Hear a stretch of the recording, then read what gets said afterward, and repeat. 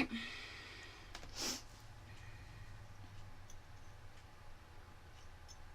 Hi there, we are live on the Frugal Crafter YouTube channel. I'm just gonna click a screen here and get everything all switched around. I, of course, am Lindsay, the Frugal Crafter. Here with me is April from A Little Creative. Yay!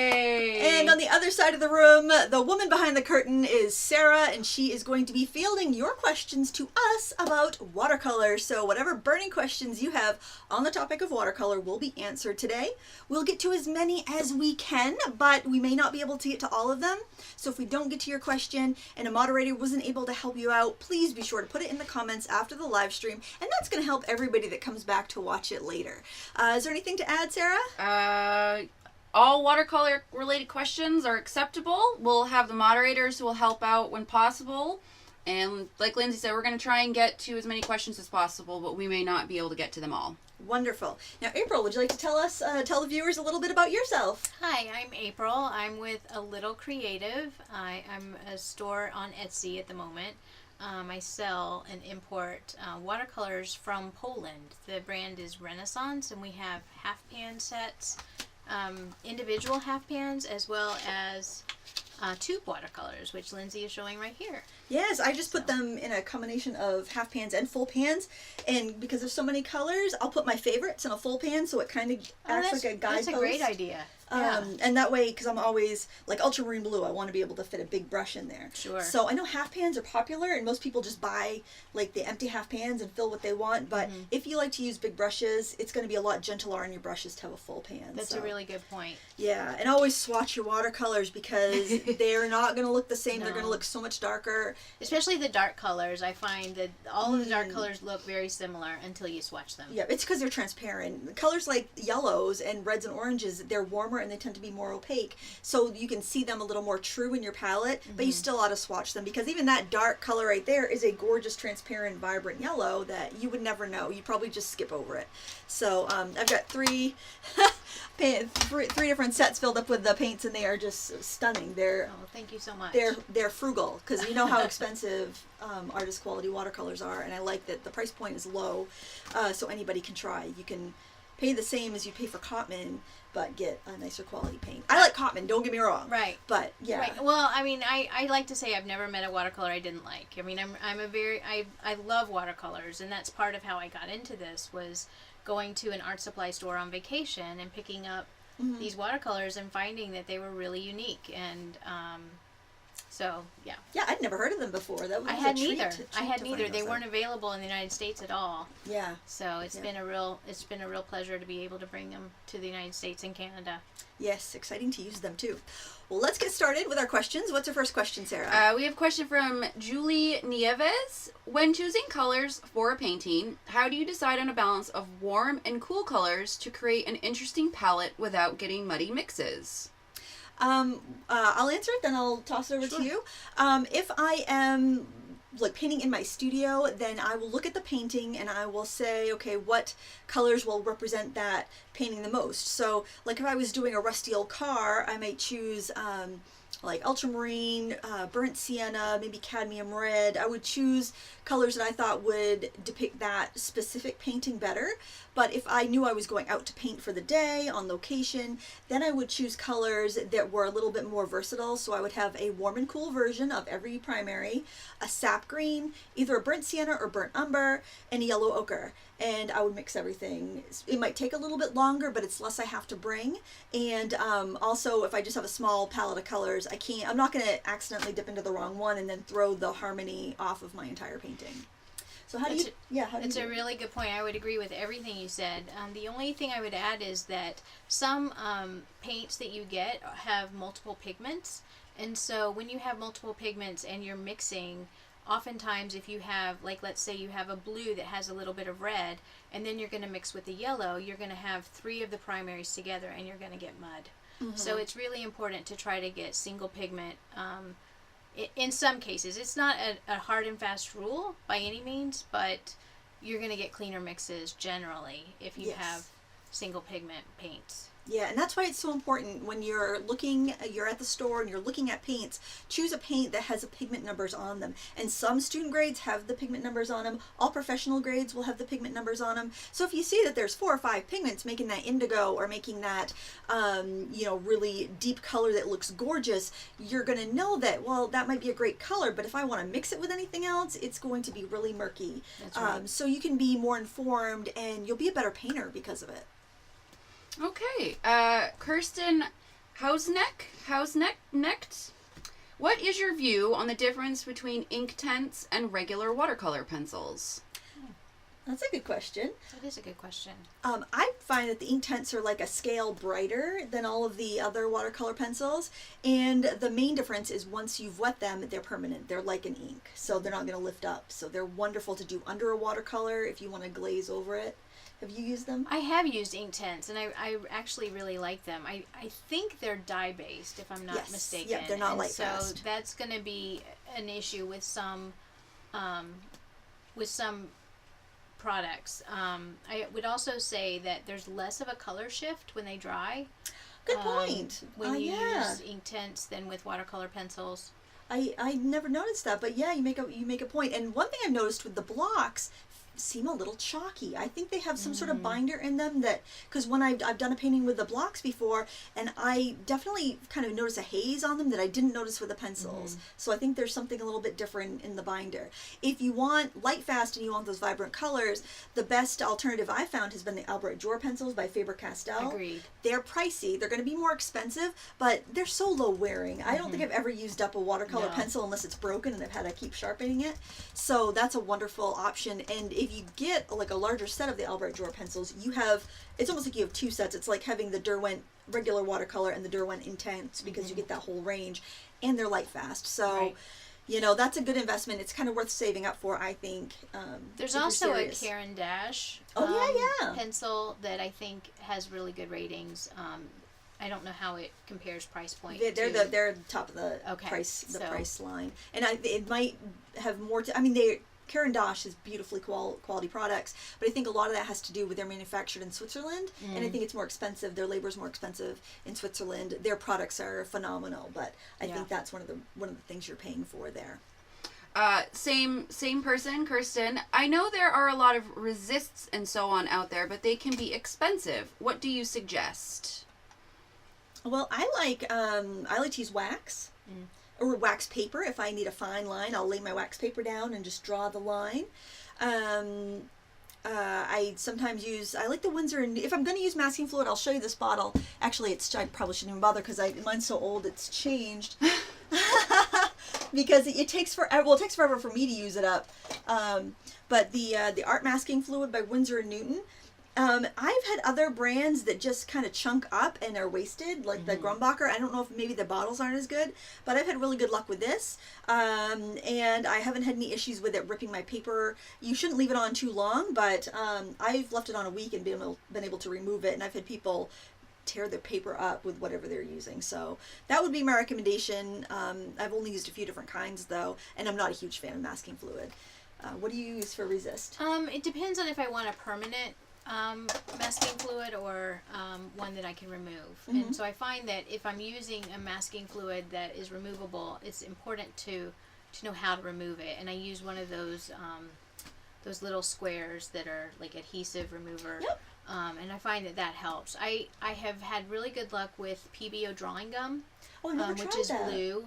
I've liked that, and actually Renaissance has a masking fluid that I've started to try personally. It's not something I sell yet, and I've had good results with that. So Oh, good to know. And there's another product that I actually like if I'm illustrating, because sometimes I was working on a book cover and the publisher had a change and it was watercolor and it was all done, and I was able to take the watercolor ground and go in there and edit my picture, painted the area that needed to be reworked with the absorbent ground, let it dry, and then just repaint it over as if it was white paper. So that's an interesting. yeah, that is fantastic. That's great. Yeah, so I've used the Daniel Smith brand. I think Golden has one as well, and there might be some other brands too, but I've personally used the Daniel Smith. And I've only used Daniel Smith ground I haven't tried the core, but I like it. It's good. Jasmine Smith, how do you feel about watercolor liquid? Looks like alcohol ink bottles.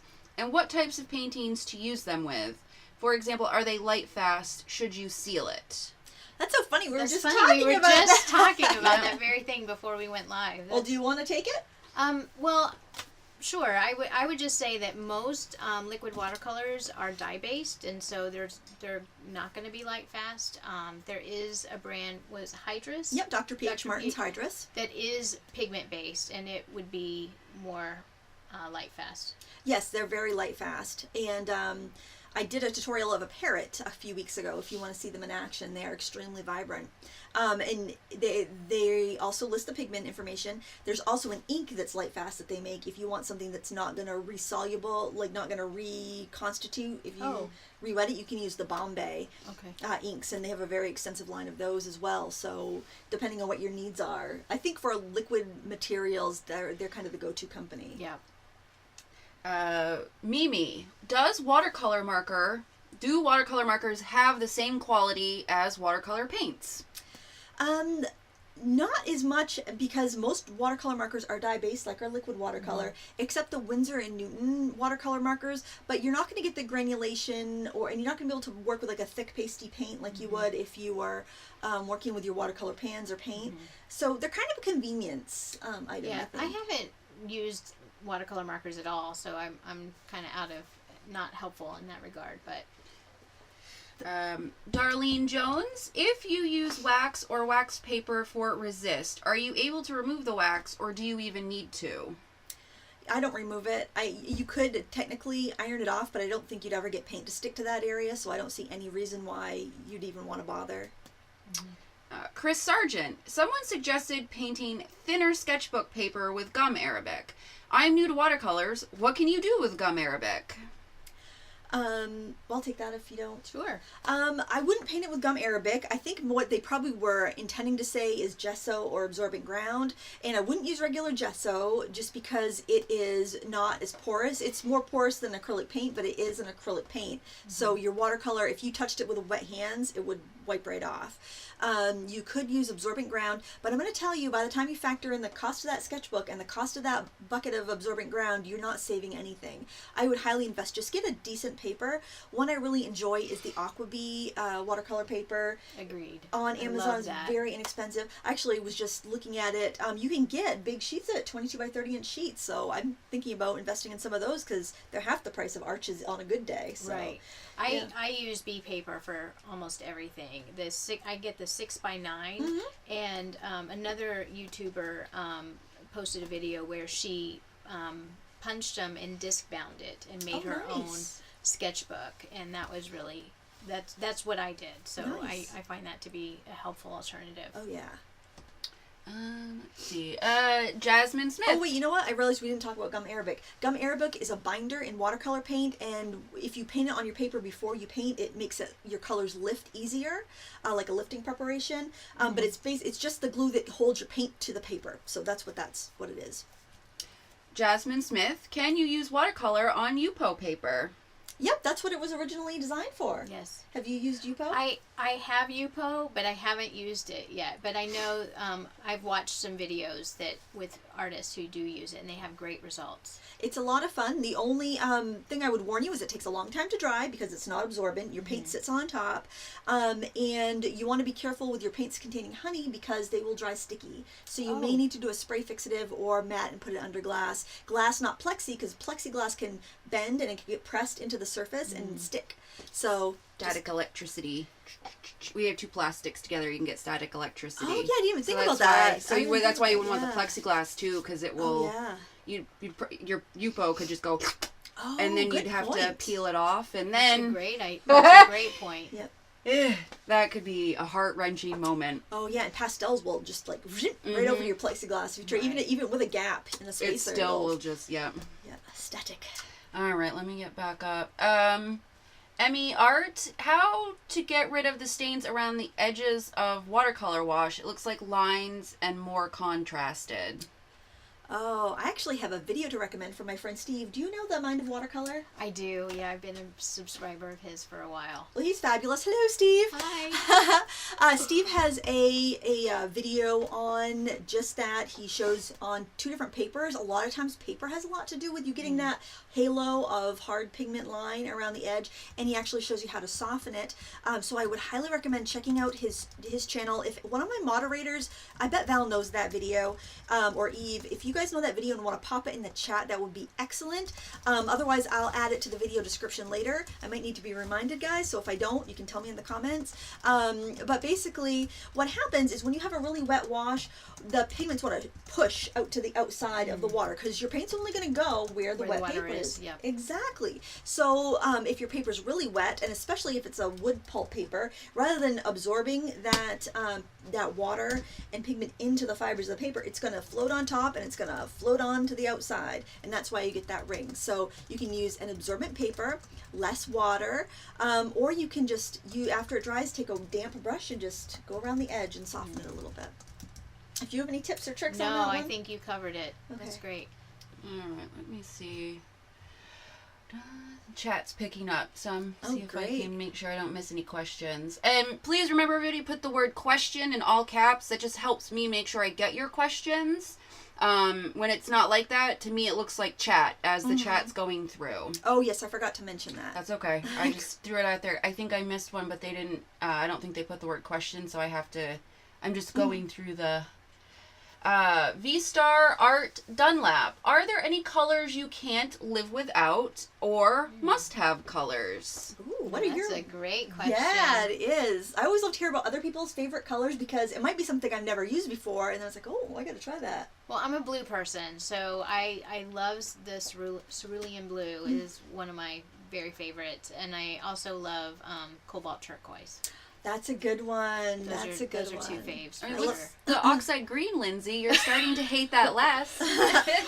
Chromium oxide green, your Chromium oxide favorite. green. I hate it less. I can live without it for sure.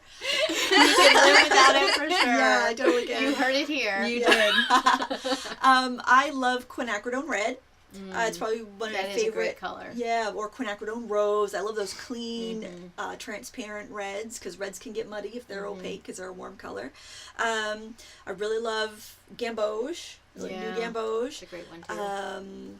Ultramarine. Ultramarine I think makes an appearance in every painting of mine. Yeah, I can't imagine a palette without ultramarine. No, and just the texture of it. Like some people hate the texture of ultramarine. I love that every color has its own personality, and that one just granulates and gives you a gorgeous texture. Burnt sienna. I guess I like very traditional colors, except for maybe I prefer quinacridone rose over alizarin crimson, which is a little more traditional. But yeah, I'm not a fan of alizarin crimson just because of the light fastness issue with that pigment. But I tend to like colors that granulate, and that's such a personal, subjective, issue that somebody who wants a clean color is not going to like a cobalt turquoise, for example. Yep.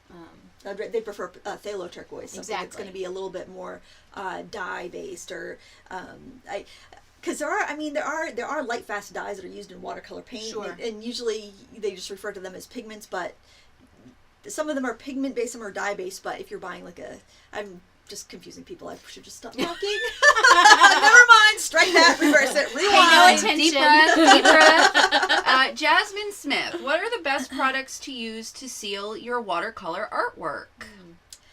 Do you seal your watercolor? I don't seal my watercolor. I have one time used a wax over my watercolor. I was doing. I was mounting a piece of watercolor onto a panel, and I used wax as a sort of. Because it was out in the open, but generally I don't seal. Yeah. Did you use a Dorland's wax? I did. There's I'm going to shout out another one of my friends on YouTube. Angela Fair has a tutorial on how to do that. That's what I use. I've been planning on doing that. I've not done it yet. I've got panels and I've got the wax, but I haven't done it yet. Yep. So I've been excited. And I've kind of thinking, do I want to paint on a piece of watercolor paper and mount it, or just paint on a panel with absorbent ground? Because I'm thinking that seems way easier, and I'm lazy. So that's true. That's I'm a thinking good that's point. the way to go. Not lazy, efficient with your time. Efficient with your time. No, or according to the commenters in the Wall Street Journal today, I have too much time on my hands. Yeah, don't even go there. But I do think that when Angela did that tutorial. Watercolor ground is relatively new to the market, is it not? Has it been around for a long time? A few years anyway. Okay. But you know what? You may be afraid to mess up like a whole panel. True. So it's probably a little bit more versatile because you probably might have a bunch of, watercolor paintings already. And honestly, the texture of watercolor papers is, I feel, nicer than watercolor ground. Yeah. So, I mean, that could be another selling point for doing it on paper. Sure. We have another question. Justin King. Just as simple, how are you? I've been binging your videos and I can't stop. Thanks for all the fun information. Aww. Thanks, Justin. I am very well. My husband's back for you. Took a week off to go to New Orleans with a buddy, and so I was doing my own editing. That's why we didn't have a video every day. And by the end of the week, I was like, if anybody needs to go anywhere else today, I'm done. The chauffeur is off duty. And I had to apologize to kids. I'm sorry I'm so crabby today, but do not ask me to take you anywhere else. Yeah. I am done. And how are you? I'm doing great. Good. I'm doing great, thanks. Stacy Brister. Does April like the P Blue 35 or the P Blue 36 for her cerulean blue? Depends on the brand, I think. For the Renaissance, my favorite cerulean blue in the Renaissance is in the pan form. Mm-hmm. We don't have the same. We have a helio cerulean. Mm-hmm. I cannot say that word. Yeah. That's a different pigment formulation, but my preferred one is the one that's in the pan. Yeah, and probably right off the top of your head. Probably. I think PB36 is a little. I'm thinking that might be what it is. I think PB36 is the common version. So. Yeah, that information is on her website. It's linked in the video description. If you want to hop over there, click on pans, and then she's got them all listed out with the pigment numbers. So that's really helpful because I don't think it's on the tubes, but I don't think it's on those teeny tiny little labels. It's that come not on yet. The pans. They're reformulating the labels because the company has been very responsive to feedback, and that was something that a lot of my customers and I myself would have preferred to have on the individual pans, and so they are working. But that's going to be, as with anything, it takes a while to... I'm glad you listed it because I have a hard time reading the tiny little print on any pan that I have, so that's really helpful. So I just got to put that information on my swatch because my swatches do not have any information on them other than the color. That's all mine do either, but I have the reference. Yeah. So that's the important thing, to know what color you're going to get when you dip your brush in there. I think it's important. Yeah. Mary Shows. Have you ever used gold leaf on watercolor? I have in mixed media, but not on watercolor on its own. I haven't. No. It's interesting thought to do. Yeah, and I wonder how, real gold I don't think would be bothered by any sort of, because gold doesn't tarnish, but mostly when you're getting a composition leaf, and I think you'd be all right with a fake silver because that's aluminum, that shouldn't tarnish or anything, but some of the other mixes, I bet you might get a little bit of interesting patina as the years go by. Surindihi, apologize about the pronunciation, GSGS. How do you store your done artwork? Well, I just did a big binge matting session, so mine are all in clear bags, archival clear bags right now. But generally, I'll just throw them in a big portfolio folder until I get around to matting them. But not fancy, I don't know. Mine are in a folder at the moment. I'm not as productive as Lindsay with artwork, so I don't have as much, but mine are in just like a portfolio. Yeah, I keep thinking I should just work in a sketchbook because then I just put it on a shelf and I'm done. Right. I mean, it's. But then what if you really love what's in the sketchbook? You have to tear it out. I'm okay with that. You are okay with that?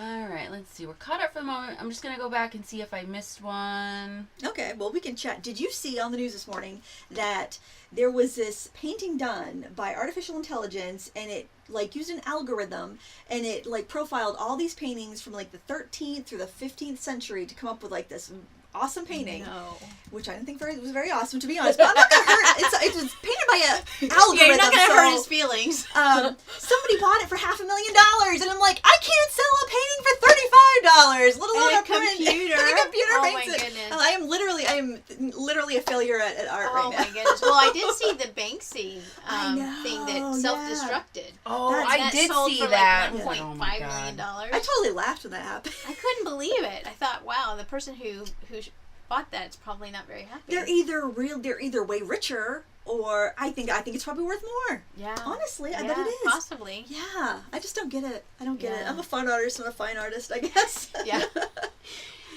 Pokey, what frames do you use that don't have glass reflection? So the question is, there's a piece and the glass is very glaring. So what do you use to help prevent that? Is the glare, is he having, or she, I don't know with Pokey, if it's a man or a woman. Are they? They. Is it, I wonder if it's a photography issue, if they don't like the way to photograph it, because I always photograph before I frame it. I usually just use picture frame glass on mine. That's on a wall, so it's and they can't yeah. see the painting. Okay, well, something I would recommend is to not use glass, but use a acrylic or a styrene. The frames I get, and you can find them at Jerry's Artorama, they're called Ambience, or you can find them at Blick, they're called Blick Gallery. Those are the two places I order them. They're essentially the same frame, but they come with a plastic glazing. You just got to make sure you peel the coating off of each side when you're ready to use it, so that you don't attract dust and stuff. But that looks fantastic. Wow. It doesn't seem to glare much at all. I still photographed before I frame it, but I've had really good luck with that. It looks good on the wall. And they do sell, if you are going to, because I used to do custom framing at a custom framing place, they do sell types of glass that have That's right. less reflection. Obviously more money, but Yeah. if you are getting it professionally done, that can be an option when you get it framed. I've used some of that as well as a UV protection glass, and I find there's a little bit of, I don't know, haze, but you don't get the clarity. It's not that's as true. clear for sure. Yeah. So I guess it's whatever you're willing to give up. The only downside to the acrylic glazing is that it's not as durable. So on the wall it should be fine, but if you're moving or something, you get a gouge, something happens to it. The artwork will be protected, which is the important thing, but you might need to replace it if you do, move it or damage it somehow. Shrindy GSGS, what is your favorite watercolor brand? What's yours? Well, since you asked, I'm partial to Renaissance watercolor, but like I said before, I've used Daniel Smith, I've used Schminke, I love watercolors, but at the moment, I have to say Renaissance is my favorite. Yeah, it's so hard. I'd get a different answer from me every day because M. Graham has a special place in my heart because it was my first kind of full setup of professional paints, and they're in a big palette, so I don't use them on video very much, but I've been taking a course and bringing them with me to class, so I've been using them a lot, and it's like, I still love them. They're probably my favorite because they were the first professional ones, but I pick different paints depending on what I'm painting, so there's a lot of really good ones out there.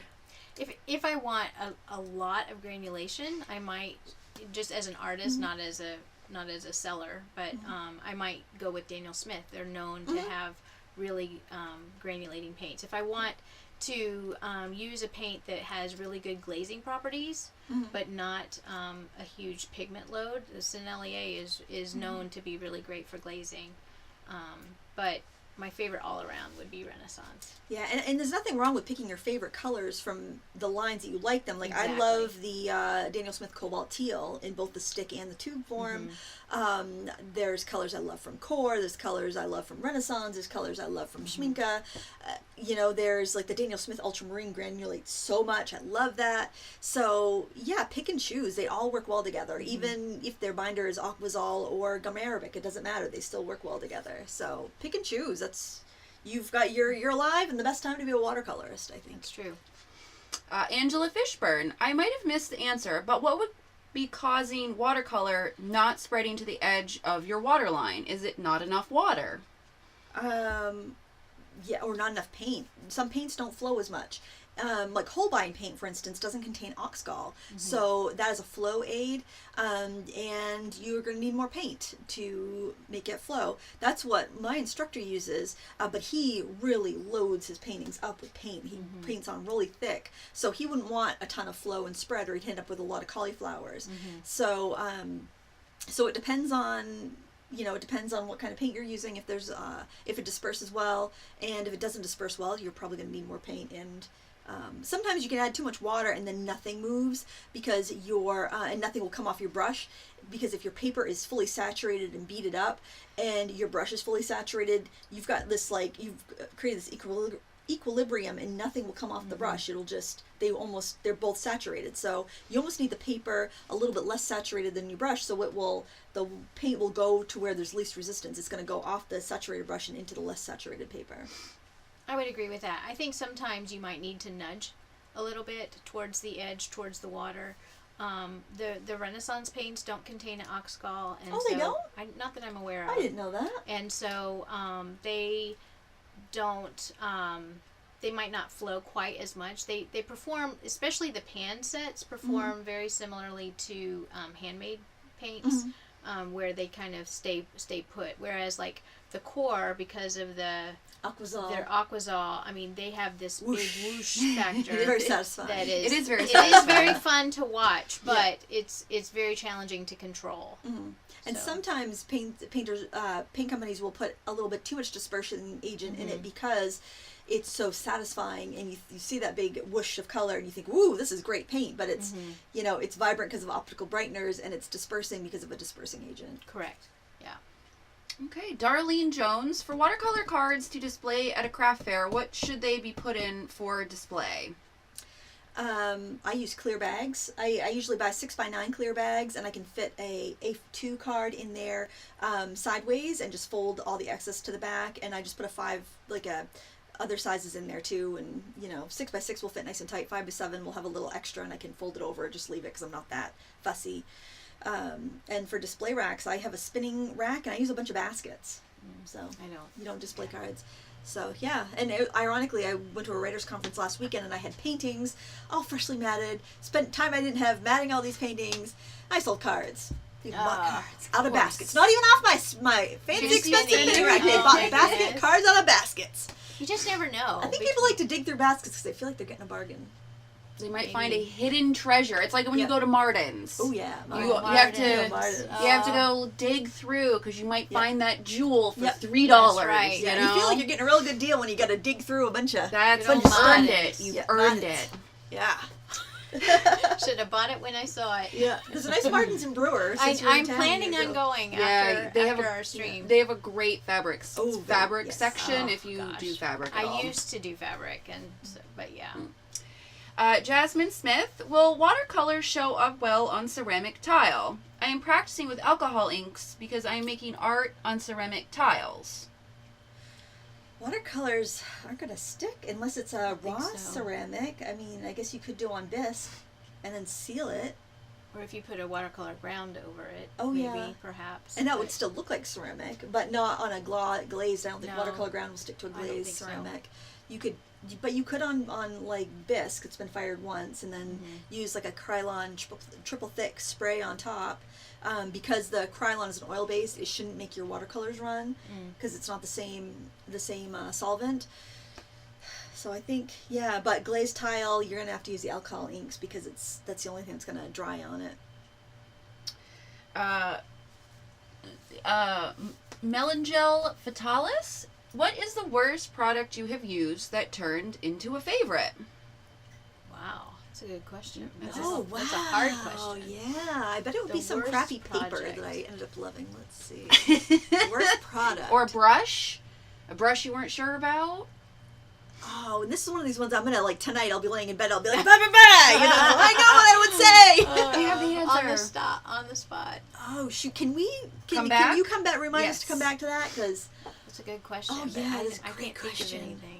Oh, I know. I'm looking around because I'm thinking, I'm sure there was something I thought was a dud that ended up being totally awesome.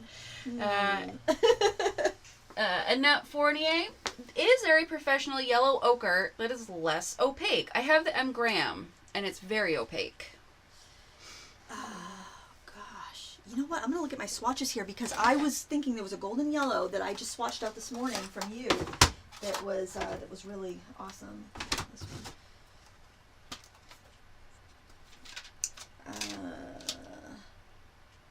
But I didn't write write the names on anything, so I have no idea. Actually, let me get mine. You know what this one is? Actually, that looks like transparent. That looks like transparent yellow. That is transparent. Yeah. I think. Oh, yes, we get to compare palettes. Yes. Yes, everyone's going to want to see your palettes compared. You're much neater than I am. Yellow. I think the yellow ochre that Renaissance sells is a good one. What's that one? Because you have it in your palette too. Gold ochre. That seems more transparent. Although you can still see a little bit of haze. So this color right here is gold ochre from Renaissance. Oh, you know what? Another thing. Raw sienna. If it's made with a PBR 24 raw sienna, it gives you the tone of the yellow ochre, but it's more transparent. Because a lot of times with raw sienna, they'll take yellow ochre pigment and they'll add pigment red 101 to it to like slightly change it. But if you have a raw sienna that's PBR 24, I believe. It's PBR 7. Our raw sienna is PBR 7. PBR 7. Actually, that's pretty transparent too. It That's is. this one right here. Oh my gosh. The one I didn't glaze over for whatever reason. I thought I did. Maybe I didn't. I just didn't do a very good job. I don't see a glaze mark on there. Yeah, that one's, so if you, any raw sienna that's got a PBR, a pigment brown instead of the yellow, will be more transparent. The PY42 and PY43 are semi-opaque. But I think that would we're gonna get our palettes mixed up if we're not careful. Except yours is all nice and neat. Mine's pretty sloppy. Yeah, that would any brand I think would, if it's a brown pigment versus yellow pigment, will be cleaner. M.E. Stevens, what do you recommend for spraying on watercolor cards to keep the colors from running or fading? Again, I don't spray mine. I don't either. Yeah, the only thing I've done if I'm going to mail a postcard is I'll rub it with paraffin wax. Well, actually, I'm lying. I don't do that either. But say I really cared about pretend. this postcard. Yeah, let's picture, if you will. Let's throw it into A pretend halo land over my head. I want this postcard to last forever. So I would rub it with paraffin wax and blast it with my heat tool to melt it, and off it would go in the mail. But you know, the chances of your mail getting drenched is pretty low. You can also And mail it's a it. postcard. Yeah. So What do you if want, it's people? something- Postcard. If it's something that you really want protected, Yeah. put it in an envelope. Yep.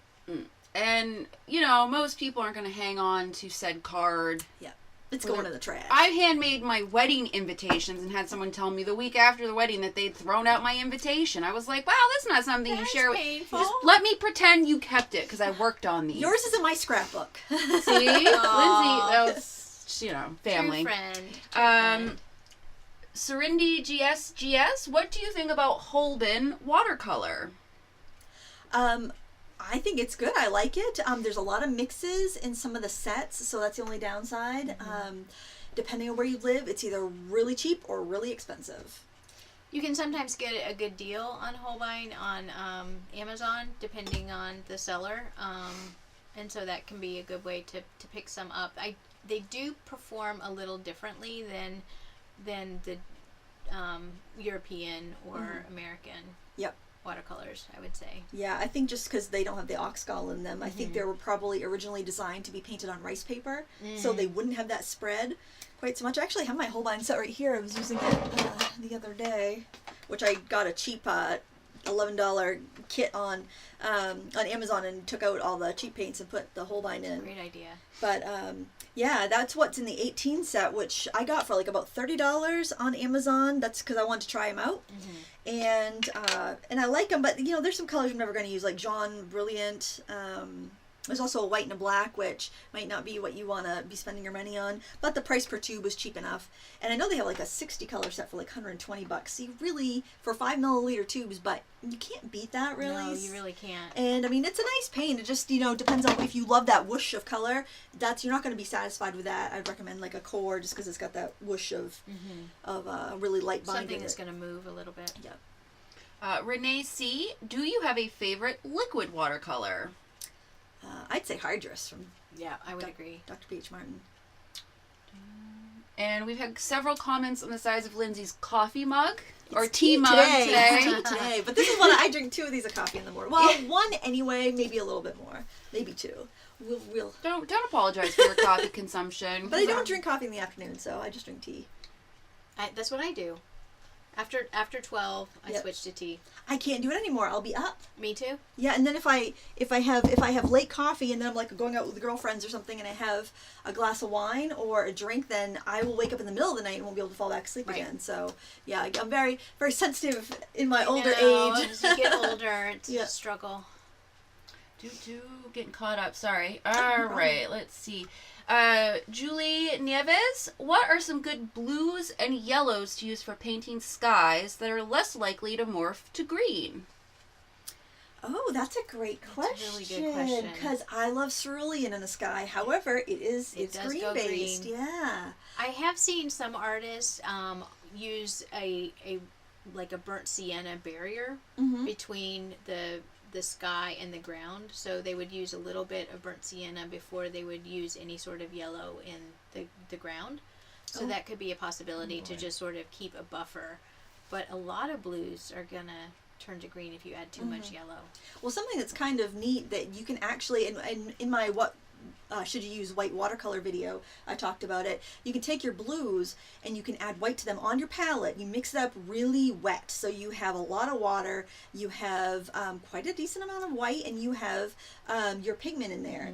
And that white keeps you from getting a vibrant green in there. So you could be using the cerulean, and you could be using one of your roses for some, pinkish in your sky. You can go to yellow, even if some of that yellow goes up next to your blue, whatever blue it might be, it's going to be less apt to turn green because that white is going to be deadening the color a little bit, but it's not enough to make it chalky because you have it spread out in a sky. It just gives it more of a hazy, misty, but it's very pretty, it's very effective, and that will help keep you.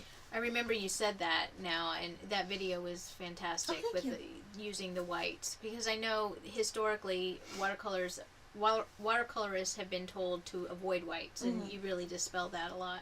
Yeah, and I think it depends on what method you study, because if you follow the English painting of John Singer Sargent, I believe he was British, wasn't he? Was he American?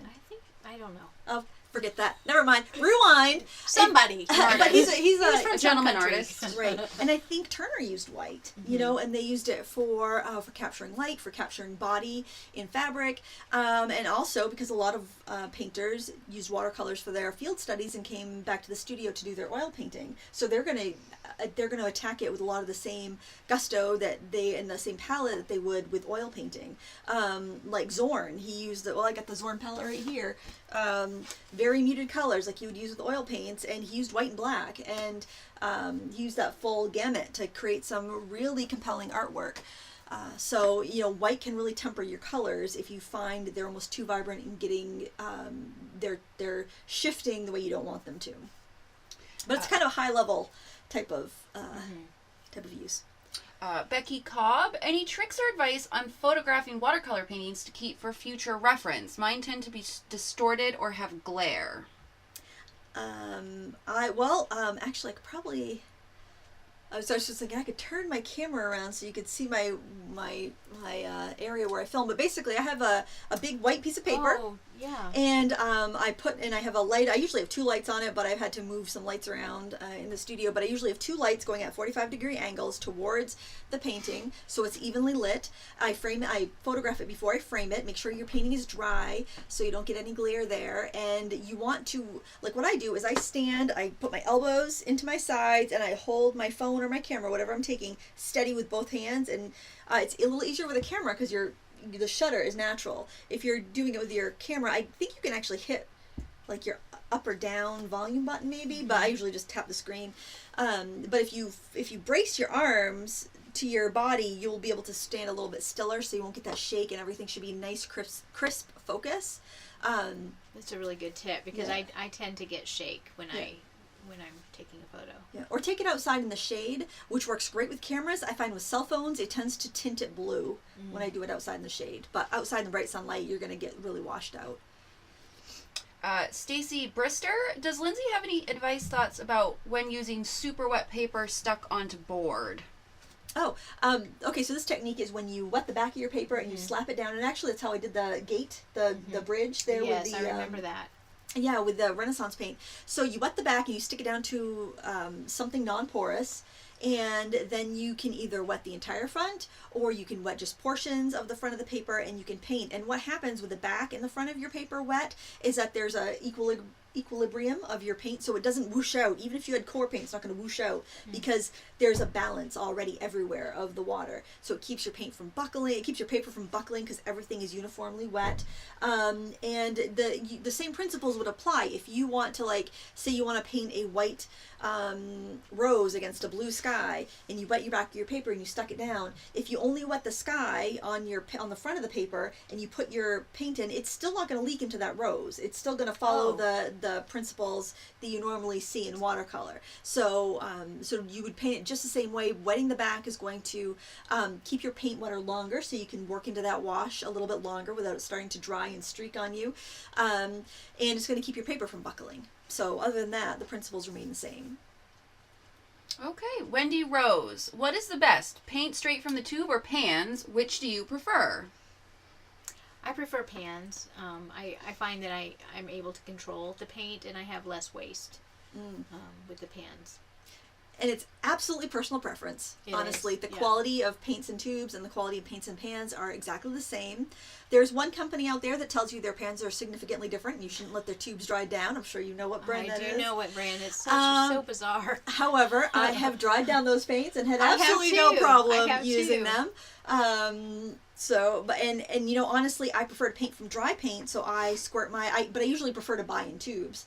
Right, me too. Unless I'm buying a full set of colors and they happen to come in pans, then I just refill. I'll buy a tube and refill it.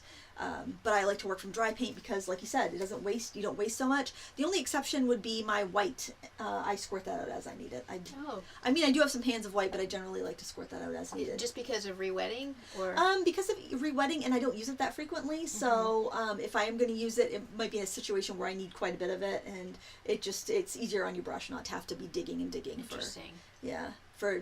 And since I don't use it very much. Right. Srindy GS, 12 basic colors for watercolor palette. Oh, that's a great 12. one. That's a great one. We could probably, because I use about 6 all the time, we could probably come up with a color together. Yeah. Okay, I will go back and forth. Okay. Like we're picking teams. Yeah, We're picking teams for the ultimate watercolor challenge. Palette. That's right. Okay, so Ultramarine blue. Okay, phthalo blue. Quin rose. Cadmium red. That's good. Some medium tone yellow. It might be a cad yellow medium, or a Hansa yellow, or an azo yellow. A cadmium lemon, which is a really cool yellow, but super strong. Where are we now? Is that 6? I think that's 6. Mm-hmm. Yep. It is. Okay, I would do a mineral violet or a carbazole violet. Oh, that's nice. That's a really granulating one, isn't it? Oh, nice. I would also go with a gamboge, which is a deeper yellow. Yeah, that's a good color. What are we at? I hope Sarah's keeping track. track. I kind of was. I think you're at 8 now. Okay, so 2 more for each of you. Sap green. Oh, I was going to say that. I would say burnt umber. Burnt sienna. And that's, so we each get one more, right? Yep, she did her last one, now it's your turn. Oh, it's my last one. Yep, your last color. Cobalt teal. Nice. Sweet! And that's today. Ask them next week, and it may change. Exactly so for right, today, Sarah. that is what they would recommend. Exactly So right. People are going to say, on that video, you said these are your 12 colors. Exactly. What do you mean you're saying these are your 12 colors? Exactly. Maxine Perry, has Lindsay used her Aquanet hairspray to fix her cards? I'm assuming she means as a fixative. You can. I usually only use that if I'm using gelato or some oil pastel, something that's a little bit slimy that I want to make sure it doesn't smear onto the envelope or onto another layer. But I don't do anything to the watercolor cards. I've never had a problem with anything happening to them. Yeah, I don't know. I haven't used Aquanet. Oh, it's pretty sweet. Is it very good? sweet. It smells And like youth. affordable. Yeah, well, I remember I had the big hair in the 80s. Smells I like used high it school. Then, but Yeah. You got someone smoking next to you in the bathroom. You're hoping not to ignite them. Yeah. Exactly. School dance. Yep. Srindy GS, what tool do you use to draw for watercolor painting? What do you use? To draw what you Like mean, to like draw a your pencil? sketch? out Yeah. to sketch out whatever it is that you're I painting. like if a you 3mm pencil or 0.3mm pencil. Is that the kind of question? I think that's what she means. I used to use watercolor pencils because I didn't like seeing my pencil lines, but then I decided I do like seeing my pencil lines, so I use whatever's handy, and I tend to actually choose the thicker pencil. Really? Yeah, like a 0.7mm Interesting. mechanical pencil. Well, and the other thing I do is I go over it with a kneaded eraser just to pick up the extra graphite so that it doesn't mix with the paints. Yep. But, And a lot of times I actually sketch on newsprint or something else and I transfer it, unless it's something really simple, so I don't ruin my watercolor paper by erasing, because that's really rough on your paper and it will make you take your washes unevenly. yeah, that's a good point. Jenny, usually I paint light to dark. I've been trying to use, hang on, alright. Usually I paint light to dark. An inspirational picture I've been trying to use has only small peaks of the blue and green background around the yellow floral focal point. Should I paint and dry the background first? I'm a big fan of background first, because I figure if you're going to mess up, you're going to mess up in the background, so you might as well get that out of the way before you spend an hour painting a flower perfectly and then try to do the background and mess it up. Agreed. Orchid Blue 24. Using salt, are there some pigments that the result is better? I have issues with nothing happening. Could it be the coarse of the salt? I'm assuming like the fineness. I would think it had more to do with whether it's a granulating color or not, because there's staining colors. The reason salt works is it sucks up the water, absorbs the water wherever it drops. And so if you have a color like ultramarine blue or cobalt teal or something that is very granulating, those colors don't seep into the paper. The pigment particles are large and they're floating on top. Whereas like a quinacridone color or a phthalo color, those are seeping into the fibers immediately. So even if you drop that salt in there, there's already some in the paper and it just can't erase it. But it works really well with granulating colors. That's a really good point. I'm wondering also the amount of water that's on your page before you put the salt on. I think there's sort of a happy spot that you kind of have to find. Yes. Too much water doesn't work. Too little water doesn't work. There's sort of that Goldilocks just right. Yep. Yeah, you got to get the right amount of water and pigment, and you have to get it in there quick before the pigments start to settle and set. And you can use different coarseness of salt. You can use sea salt or table salt or kosher salt and do some experiments and see which look you're looking for. Someone did one too. I think it was Dr. Otto Cano on YouTube. I'm not 100% sure, but I think it was her. I think but you're right. somebody did one that she compared like 6 different types of salt. Yeah, it was so really check helpful. that out. If somebody's in the chat, knows that video, wants to pop a link in there, that would be awesome. V-Star Art, what's your favorite plein air palette, either DIY or purchased? Oh, the portable painter. That's mine. Mine is actually the Renaissance because it's so thin. It's very easy to work with. Nice, nice. And I give props to the portable painter because it's got a case that goes around it, but you pull the case off and it slides on each end of the palette. Oh, that's cool. And it's got 2 leaves that flip open, so you have 2 mixing areas. You have room for 12 half pans, and you have 2 water cups. And I paint in a kayak frequently, so it goes right over your leg. So you can sit in a chair by the beach. You can sit in a kayak. You can even set it on the ground if you want. It doesn't get too tippy. It keeps it up off the ground if you're sitting on the ground at the beach, so sand doesn't get in your palette. Because once you have sand in your palette, you always have sand in your palette. That's a good point. And so that has been my. I haven't tried one of those. Oh, They're really great. They're great. Squirt some of your Renaissance tubes in there and Good to go. game changer. Well, as soon as I found that palette, I haven't taken anything else. Wow. Yeah. That's really great. M.E. Stevens, what do you think of Paynes Grey? I noticed you didn't pick it for the top 12. Is it because you can get the same effect by mixing? That would be I like it all right in like some skies, like stormy skies and stuff, but it's a staining color. It's a mix. It will either have a violet, like a dioxazine violet, or a phthalo blue, which are very difficult to work with because it's staining. If you're doing something like a sky, the reason I would use Paynes Grey for these earthy atmospheric effects, I can't really get in there and alter them very much. So that's personally why I don't use it that much. If I had 13 on my palette, it would probably make the 13th slot. I think it's a good color. I tend to not go with the dark blacks or deeps, especially. We didn't put indigo on there either. That would have been a good color for. It wouldn't have been my It palette. wouldn't have been in your palette. No, it kind of. I thought indigo and Paynes Grey are kind of the same. Yeah, I would choose an indithrone Blue, yeah. because it's single pigment, and I believe it is a little granulating, and you can lift Yeah, it. indithrone It doesn't blue stain as much. is great. It's a great color. Yeah, I'm surprised they don't use that for. I'm surprised that's not as popular as indigo. Well, because that's true. Well, because especially unless you have a mix, the indigo pigment isn't light fast. Really? I've read that. Yeah. Oh, that makes sense because like the indigo fabric. Right. Yeah, that makes sense. So if it's got a mix, then it's not. Whereas the indithrone blue is a single pigment. It is light fast too, though. It is light fast. So yes. yeah, why would you use indigo? Let's mission to stop That's people. right. Stop using indigo, people. We got Stop the something indigo. better. Move over, indigo. We got something better. Indithrone blue, PB60. That's right. We're caught up on questions for the moment. Okay. So if there's something you wanted to just start chatting about, we can. And it is 1:25. I don't know on my laptop, so I don't know how much longer. So maybe start getting questions. Any last minute questions? Last minute questions. Yeah, last call for questions. And you don't have to go home, but you can't stay here. I would ask Lindsay, just in that vein with the whole Paynes Grey dark color, do you use black on your palette?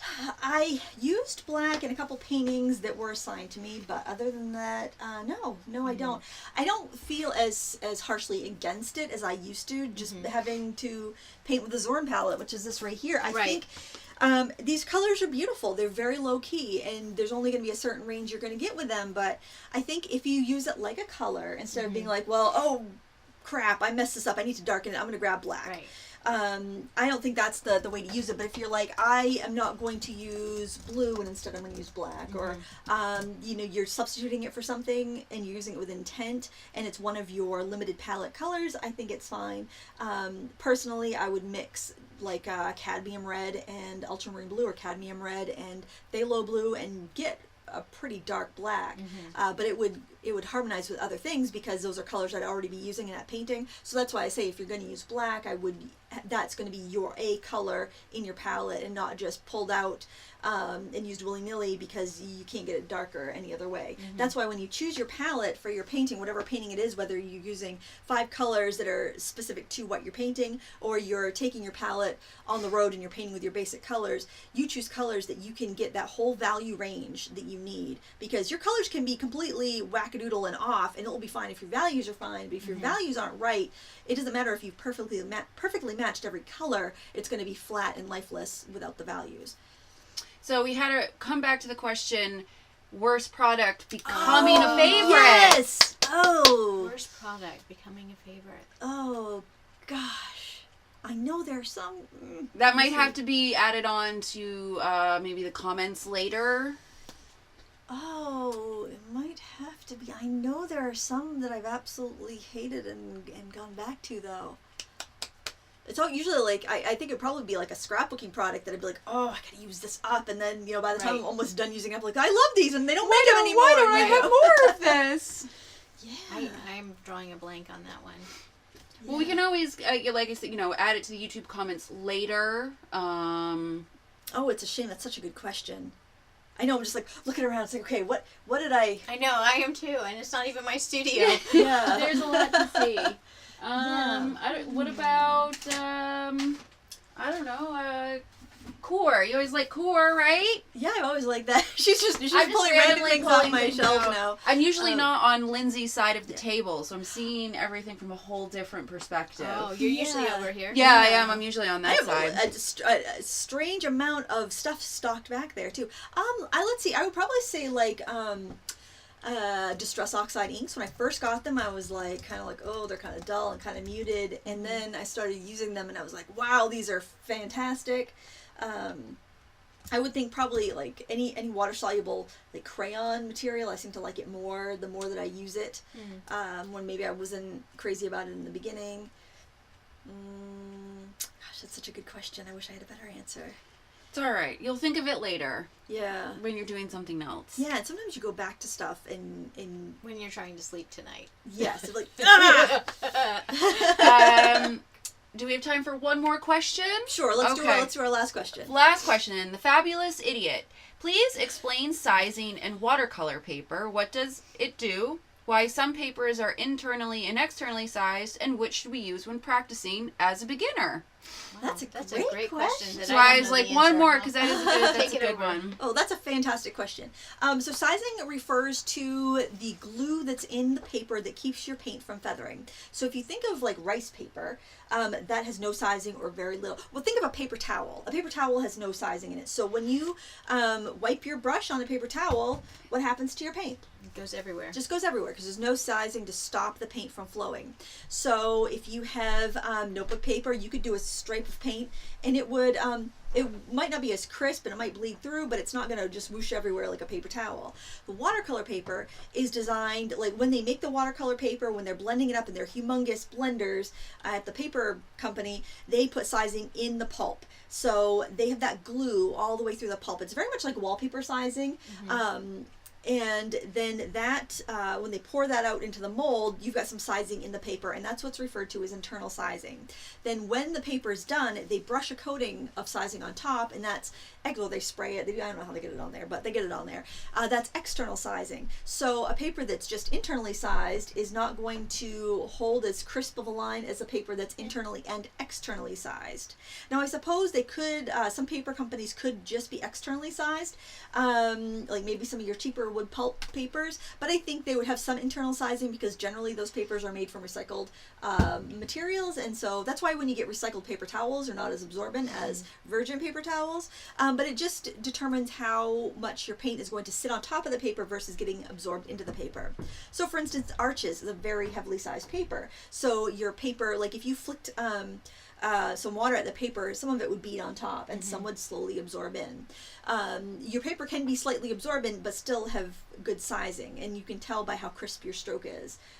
Rice paper would just, like, if you painted on something with rice paper, it's just automatically just going to stick to your board and just be kind of feathering everywhere, just like a paper towel. So you can choose however you like to paint a paper that's going to meet your needs by how much sizing it has. And that's something that you determine by practicing, because a lot of the times it's not like you, like if you're buying paint, it will tell you like how much it granulates, does it stain, how opaque it is, but papers usually don't declare that. They may say internally sized, like this handmade Nujabi paper, they said it's internally sized only, but I was just painting on it the other day and a bead of water stood right up on it, so I'm like, geez, that acts like it's externally sized too. So best thing is to just try out different papers, and when you find one you love, make a note of it and rebuy it.